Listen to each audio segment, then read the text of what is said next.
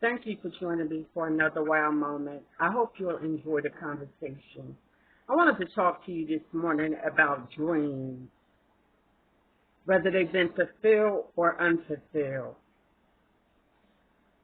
Have you ever had someone say to you, what do you want to be when you grow up? Or have you ever had that conversation with a child in your life? What do you want to be when you grow up?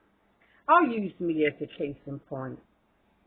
When I would pose that question to my children and they would give me their answer, I would spend the rest of my time as their mother helping them to harness the talents and skill sets that would help them walk in the dreams that they had. For instance, I had a son who always said that he wanted to be in government and in the military, and that when he retired, he wanted to either be a police officer or a fireman. But he always loved anything that had to do with politics. So when he went to Stonehurst Hills Elementary School, I allowed him to sit in on some of the city council meetings. He even met Mayor McCarthy and got the key to the city when he was in Stonehurst. He asked Mayor McCarthy one day, why do you wear suits all the time? Mayor McCarthy says, because I'm going to very important places and I want to look the part.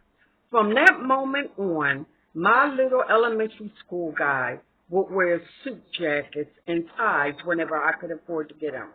So they became the just because presents from me and his family members. He would get a new suit jacket and a new tie because we were trying to help him walk in the reality of his dream, even though he hasn't obtained it yet. Now, this was years ago.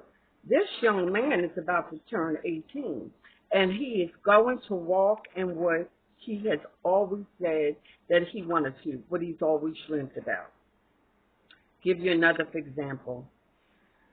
A dream I had I thought lay dormant, God has shown me lately, it really hasn't. I was always a nurturer.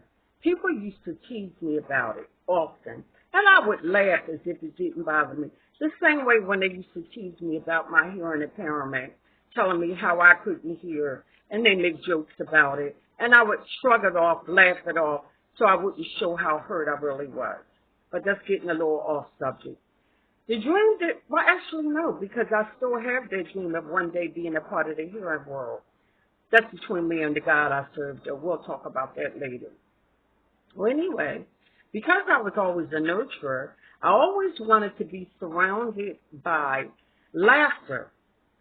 God has always allowed me to have in my life children. I'm always surrounded by children. The laughter of children, both of my body and out of my body, but always in my life. I've always been put in a situation or had an experience where I was called upon to be a nurturer or an encourager. So that was a dream of mine that I thought lay dormant. When I had graduated high school, my mother had signed me up at Community College of Philadelphia. I had got accepted to a lot of colleges, but because I was 17, my parents didn't think that it was good for me to be away from home without them. So my mother signed me up that July to Community College of Philadelphia, and I enrolled in the early childhood education program. So, I always wanted to nurture and teaching. So it just goes to show you that some dreams are deferred, some things are denied, and some things lay dormant, but never forgotten because it can always come back. Just like a word spoken over you can always come back. Well, this has been another wow moment. I hope you enjoyed the conversation. And wherever you are in life, please continue to have them. They're worth it. Until next time, take care.